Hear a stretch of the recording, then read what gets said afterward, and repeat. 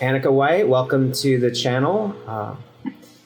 It's nice to talk to you again. We tried this before, it didn't work, but on the good side, like a lot of the conversation will feed into this one, and I can shortcut some things that we already learned. You're a model, an artist, a writer in New York City. You want to tell us where you're from originally? I'm originally from Northern California, from a town called Santa Rosa. I moved to New York just because I wanted something different. I'm from California, I just always wanted to experience. I was like, I gotta, I don't know, go somewhere different, do something different after high school. I didn't really know if I was going to go to college or not, but I knew I just wanted to go somewhere that seemed kind of like the opposite of where I lived, but was still a city with opportunity. Mm-hmm. And that really excited me. So I just kind of decided 2 months before I moved to New York to move to New York. And I got a grant in high school for my photography to use to go to art school. And I ended up using that grant to pay to move to New York instead. Wow. We talked previously that your dad had a Minolta camera. I feel like that's the camera that I started with too, and he passed it on to you. Is that correct? Or did you buy your own camera? Well, he bought me the same one that he had in college. It was a Minolta XGM. What kind of photography were you doing that you got the grant for? Film photography and digital photography. I did mostly film photography in high school because I was in a darkroom program. So I did only darkroom photography for my sophomore to junior year, and then my senior year I was in the AP art program. So I was allowed to do digital stuff. So I started doing digital photography as well. I'm really curious what your pictures look like that I'm sure they're great, but what do you think was special about them that got you the grant? I don't know. I mean, I had a lot of fun taking my photos. I feel like that came through a lot. I just kind of tried a lot of different things. I would ask different friends to come over every single day after school and just kind of photograph them and dress them up or take photos of their body parts against backgrounds or make still lifes, and was always just interested. I lived in a historical neighborhood, so there were a lot of old rundown Victorians and stuff. Mm-hmm. So I liked photographing those, and I think I was already kind of inspired by surrealism and stuff like that. I didn't really know I was, but I was. So I was kind of taking just odd images, and there were just certain things I was really drawn to that I was photographing all the time. I really liked knees in high school. I was always photographing people's knees. That's awesome. You're the first person I've ever heard say that, as a contemporary living person or somebody of the past. Was that a whole series then? Could you make a book out of such a thing with what you have? I mean, that's the thing. I feel like something I need to work on, I guess, in terms of photography, is that I've never done the same thing for long enough to make it into something like a book, which has been something that I've gotten critique on, I suppose, and I've been oh, I need to do that. But I always get interested in doing something different, and I'm I did need. I photographed a bunch of these for a while, but not enough, I guess. I don't know. I was just always and then I don't know. I always felt I didn't have enough of a collection of one kind of thing that was consistent. Not that I think my work definitely looks cohesive in terms of the aesthetic of it, or the color palette, or different things I'm drawn to in that sense, but I don't know. Do you use Adobe Lightroom today? Yeah, I do. I use Lightroom and Photoshop. Lightroom has those collections where you can organize photos in different ways, and sometimes for me, I would organize if I'm going to submit to a magazine, then I'll pick model A, model B, model C, but it all goes in the same collection. And I have one that's everything for my website, but I also have things organized by maybe topic or theme, noir kind of thing. I wonder if that would help you if you had the interest to compile some of your old work. Yeah, I mean, maybe. I'm more interested in, I guess, how my work progressed. Not that I am proud of my work from high school for sure, but I don't know, I feel it's that's pretty much anything, but I feel my work from high school was kind of a prelude to the work I created later. It kind of had like similar ideas that I was exploring, because in high school I was exploring also a lot of ideas of like vices and like things that people relied on and kind of like coping mechanisms like expressed through photography, and I feel like that kind of further developed. And then also like constructed realities, or like just making things look like, I was always trying to like make things look a certain way even though they didn't look like that in real life. I guess they're trying to explore. I want to see all of this stuff that you're talking about. Is there anywhere online that you have it, or can you like DM it to me when you get a chance? I can to you. My website, I don't have my website up anymore. Oh yeah. Yeah, it had a little it had the videos and stuff. Did you have to make that for school? No, I just made it on my own. My dad bought my domain name, like my name, when I was right after I was born. So right. I forget. Are you 23 currently? Yeah. Okay. So that many years ago, he bought your domain name? Well, my dad's really into like tech and computer stuff. He's like really, really good with computer stuff. So my dad, for like his job, he's a software engineer, like web developer. So he's always worked on websites and stuff. Mm-hmm. So when I was born, he bought AnnikaWhite.com because he had DavidWhite.com.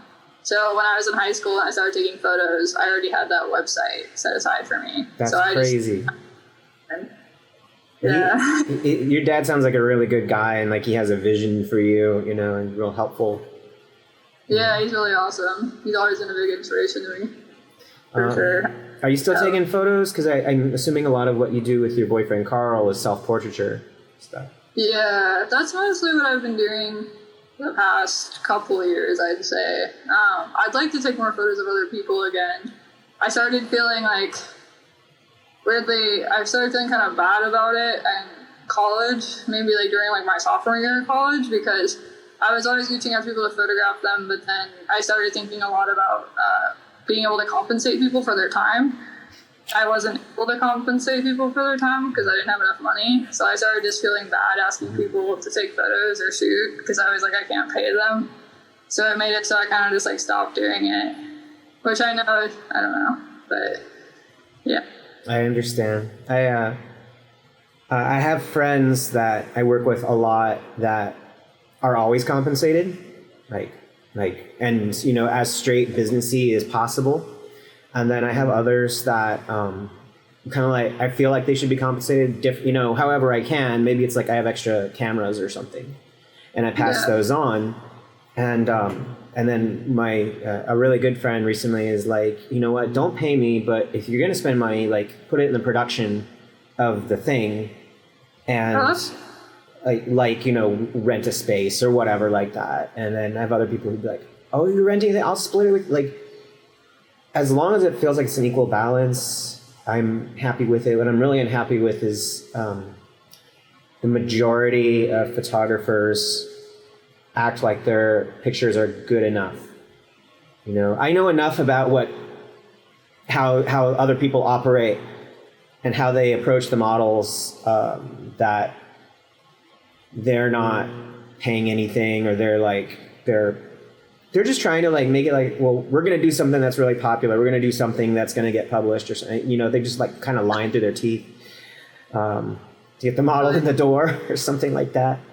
Yeah. It irritates me to no end. And a lot of the other artists I follow who are like cartoonists or poster artists or stuff like that, I just put one up from in my story from Cartoonist Kayfabe, where it's like, even working for like a comic company like Marvel and DC, and they ask you to do something like redesign a character and draw the cover, and the artist was like, okay, do I get compensated when that character gets put in a TV show? And they're like, no, we're just paying you for the cover. And he's like, what?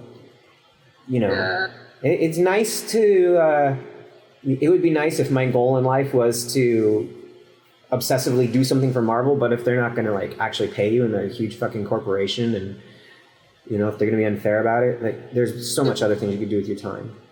So. Yeah, I totally agree. It's really messed up how so many, it's usually the biggest corporations that pay the least. I mean, not always, because some big corporations do pay a lot, but there are a lot of them, a number of them that hardly pay anything. Like the people that profit that pay the least. And then, like really, like photographers that are like, have like a lot of stuff published or a big following. I've had so many like photographers with big followings reach out to me about shooting And they always will say, like, I'll get 10 images in return or something. And I'm like, wouldn't I see the pictures anyway that we were going to shoot? Like, wouldn't I still, like, of course, it's a given. Like, if I'm going to shoot, you know what I mean? Mm-hmm. Like, it's like, what kind of offer of compensation is that? Like, I've had that listed as, like, compensation. And I'm like, so you're saying, like, in another situation, I wouldn't even get the images? Because, of course, I don't know. And it's very likely that if you act like not you, but if anybody, if someone approached you and was like, hey, I'd really like to work with you, or I'll shoot you, or I'm, just to let you know I work for Rolling Stone, blah, blah, blah, and you ask for compensation, you'll get it. But if you don't ask, they're going to take advantage, and that's so shitty to me. Yeah. It's like, don't be secretive about it. And when I do a trade shoot with somebody, I might be like, when I write them out of the blue, usually it would be like, I'm coming to your city, so on and so forth. If you have time and the interest, I have a space, and it would be a trade shoot, but whatever. Like, it's just laid out in the very initial thing. But most of the time, for people like yourself that have like, I really, really, really want to work with this person, I'm always offering money like in the first paragraph. Not fucking wasting time, and not trying to sneak around or anything. And and actually, one of the things I think helps if you're a young artist or an old artist or whatever, but if like you pay for production or the model, you are more vested in making money off the pictures, which is possible. It's totally possible. Everything I've done with you, well, the one thing I did with you, that Japanese band, and I'm not even sure if they're like your friends or how. Yeah, Luby Sparks. Yeah, Luby Sparks. Like, that stuff is such a big deal to me, to be in album covers, t-shirts, billboards in Tokyo, I mean, and that's just like shooting one person one time. Yeah, totally. Yeah, that was really cool. They're really sweet, and it's been really awesome to work with them, and then it was really cool that they had your work too. Do they have anything coming up that you know of? I don't know. I haven't heard from them. I shot the photo for their EP, like, I think it was last summer. Mm-hmm. I haven't heard from them since, but I don't know. I like their music. I do too. I'm kind of surprised. Like, I've done a lot of album cover, not a lot, but like enough album covers for bands that I don't like the music. But I'm like, yeah, you can license this stuff, whatever. And that band, like, actually, I don't know the name of the singer, but she told, like, if I got a chance to go to Japan, I'd be like, please, can I shoot you? I'll hire you. She's like so perfect. Her look and her aesthetic, and I think she, the band in general likes the kind of music that I grew up with, like the '90s era of alternative and techno stuff, like the Prodigy and whatever. Yeah, they kind of remind me of the Cocteau Twins a little bit. The sound. How did you connect with them? They reached out to me. I know. I have an internet friend in Tokyo, and she runs a little zine, like, kind of like arts and fashion. So she published my photos in it probably like 3 years ago. I'm not sure, but she did like a little, like, an interview with me and like a little photo collage spread of some of my work. And then he is friends with them in real life, so they were looking for a photographer, and she was like, oh, like, she said that like me and my boyfriend would be perfect because they wanted just like cute. They wanted like cute kind of like high school-esque images of like a couple like kissing, stuff like that. And they sent all these references, and I was like, oh yeah, we could totally do that with like self-portraits. So that's how we ended up doing that, and we shot it at Pratt. So it looks like kind of like a high school classroom vibe. Like kind of like lockers and like there's like a chalkboard at Pratt. So I used all that stuff, kind of like Young Love. Now you went to the Pratt Institute? Yeah. Right? Tell me about that experience. I had a really good time going there. I feel like I definitely learned a lot, and I had a lot of freedom because the program, I was originally in photography, which I didn't love the program. And then I found out about this program called Critical and Visual Studies, which ended up being what I majored in. And that was basically an open-ended program. I don't think it's as open-ended anymore. When I went there, it was like, it's not even a new program, but it was really small. They were like, 20 people in the whole program, like all years. And it's like you have 4 required classes and everything else you can just take. Mm-hmm. So like whatever you want in any department. So that's why I did that, because I'm like always all over the place with my interests. So I was like, oh, I can take whatever. So I majored in critical and visual studies, but I minored in photography, film, writing, and psychology. So I did 4 minors. So I made sure I basically like did all the classes I wanted to for all the majors I was interested in, and then compiled all of those into a major. And then I wanted to write it, so it's not like a bad thing that I had to write it. But for my thesis, I had to do like a research paper, because it's more of the core classes in critical and visual studies are like academic philosophy kind of classes. So that was good too, because I felt like it further informed my work, and I learned a lot in that program for sure. And it kind of like started my interest in like gender studies and stuff like that. And I don't know, I feel like just having photography, like just being in that program would have like not been enough for me. Like I was like gonna maybe drop out. Mm-hmm. And then I switched to that, and I was like, oh, this is so cool. And I took a bunch of like psychoanalysis classes that I really enjoyed. It was just really open and like very like what you make of it. And since I like to like work really hard personally on like projects and like school, because school is really important to me, I feel like I just got a lot out of it. But it is really expensive too, which sucks. Did you get any scholarships or anything towards that, or just all loans? You don't have to divulge your finances here. No. No, I got a pretty big scholarship actually that I was lucky to get. I mean, a lot of people that go there pay like $60K a year, which is wild. I didn't have to. 3 times as much as ASU. My entire 2 years at ASU. Yeah. Yeah, I paid about at most like $20,000 a year, so it wasn't that bad with my scholarships. But still, like in loans, mm-hmm. I just don't like having loans. Obviously, I understand. I don't know if I should admit it on the program, but I think I've deferred my loans for 15 years running now, and the only way I'll pay them off is that I happen to inherit a farm. And so I'll be able to pay them off if I just waste all my farm money on that, which I don't want to. I was really hoping for a president who would dismiss all student loans, but I don't think that'll ever happen.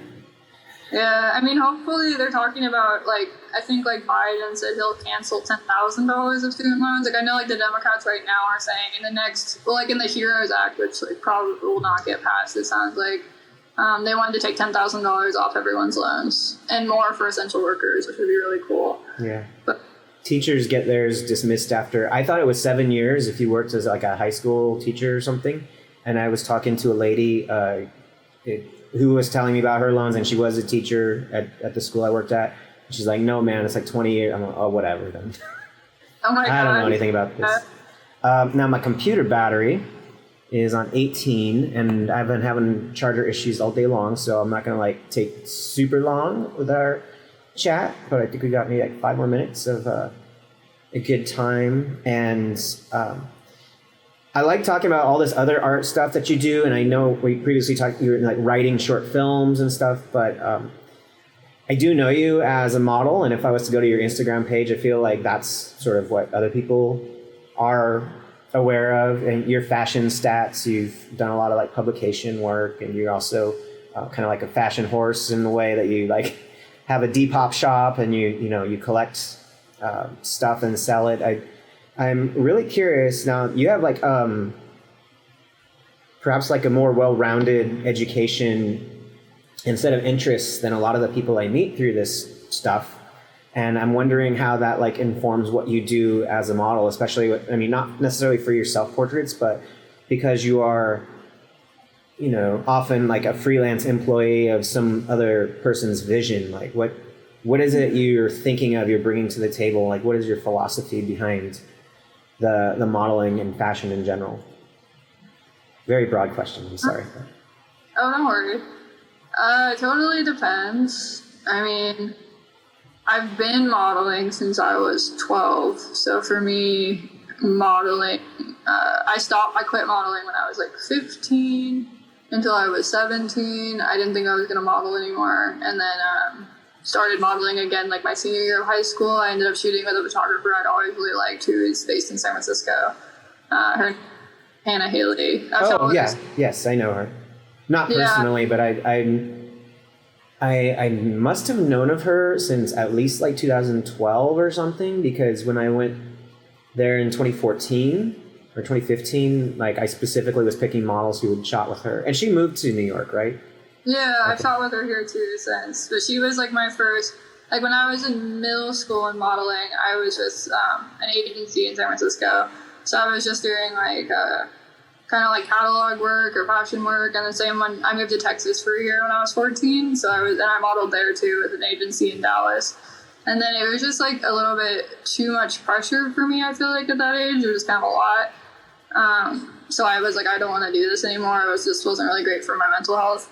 And then I was super into Hannah Haley's work when I was in high school, and I was like just like posting on my Instagram, kind of like I don't know, I was like developing to where it is now, but I was really into like color palettes and all kinds of stuff, posting different pictures. And she reached out to me and asked me if I wanted to shoot with her, and I was like, oh my god, it was like my first time modeling in years, and it was like the most fun I'd had modeling probably ever for like something, because it wasn't for like JCPenney or something. Oh, yeah. It was like full like art shoot with someone whose work I really admired. And I feel like that really set up for like, I didn't think I was even going to do any more of that after that happened, but it was right before I moved to New York. And then I moved to New York, and a bunch of people started reaching out to me over Instagram to shoot, and I was like, oh cool. So like I ended up really liking modeling a lot again, but then I've also had experiences since moving to New York that made me not like modeling. I don't know. I always say I'm gonna like stop modeling, or like not stop modeling, but like I'm always trying to like pursue a different thing, I guess, as a way to make money, because I'd rather make money doing something else. Not that it's not, I'm super grateful for the money I have made modeling, because that's been like, I don't, like throughout college, I didn't get any really real financial support from like my family or anything, and they just don't really have a lot of money. So for me, like that was how I paid my bills in college and whatnot.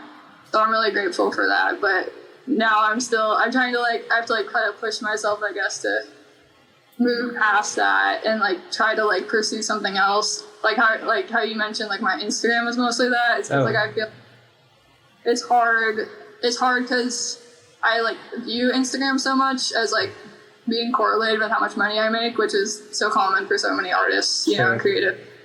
And then it's hard when I feel like the only way I've made money styling too. So I guess that's another fashion involved thing, but it takes a big leap. It's kind of like starting a new business, I guess. Yeah. Big leap. I put a Procreate drawing of you earlier today, and this is no judgment on the artwork because I'm the one who made it, but you know, like that kind of stuff, it gets like no traction at all. And I've for a long time now, not even been looking at the numbers or like I stopped caring about all that, especially when I read about how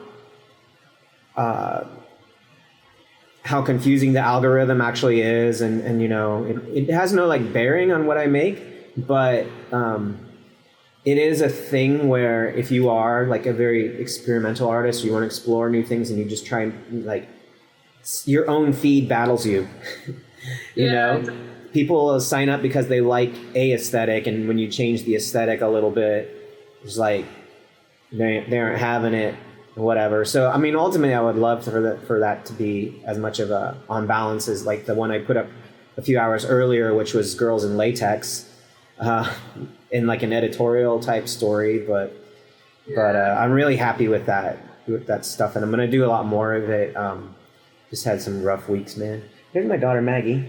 Oh, she ran away. When you were just talking, suddenly in my head, I thought next time I go to New York, which will probably be like September, October, I would absolutely like to collaborate on a concept with you. But what do you think of like a little drama? If I got like, I've seen Airbnbs that have like 50s kitchens or something like that, you know, and then you could have Carl involved, and it could be like, off the top of my head, one of those things where it's like the wife is trying to poison the husband or something.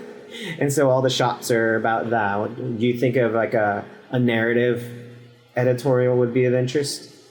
Yeah, definitely. I love stuff like that. That's like the kind of stuff I like being a part of. I feel like the most is stuff that has a story, like stuff where I get to be a character, and I feel like I'm really contributing something. And I'm really into like performance and kind of like I like acting. I'm not like a professional actor or anything. I've acted in some things, but I like being able to like have people be like, this is your character, or like this is what I want you to convey, and then me trying to like step into someone else's shoes or trying to get into a different mental state and try to portray that. I feel like that always like it just like makes me feel so much more fulfilled than just posing and doing like the same kind of thing I normally do with modeling, I guess. I don't know. Yeah, I love stuff like that. I would love to do that. And a lot of times I'm like, guys, look at Annika's page. Just this is every single thing is amazing, but I really mean it. Like from top to bottom, you're a complete artist. And you can tell. You're not like somebody who gets hired and fills the shoes for whatever the photographer's vision and just posts like random stuff from random people. I mean it's super strong vision, and there's not very many people, particularly like.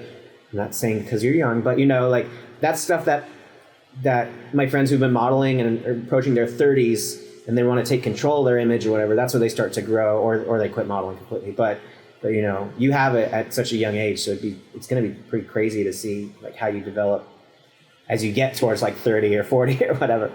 You'll probably be making films or something like that. Hopefully, that's what I'd like to be doing.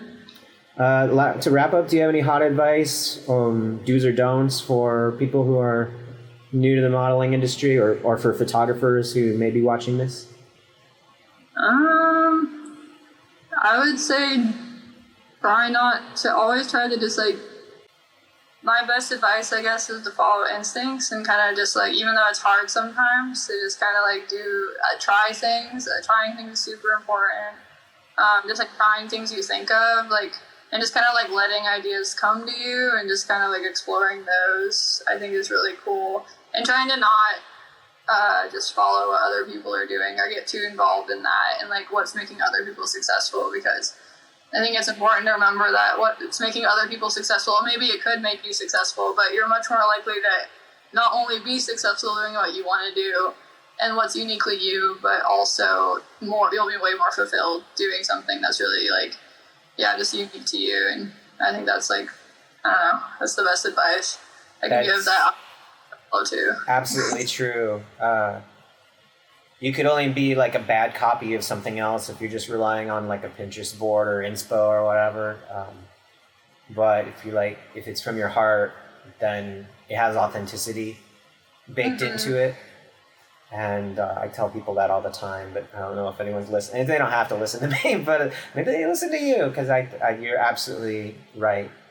It has been a pleasure to chit-chat with you once again on FaceTime. And I know I got some clothes from your Depop shop coming my way.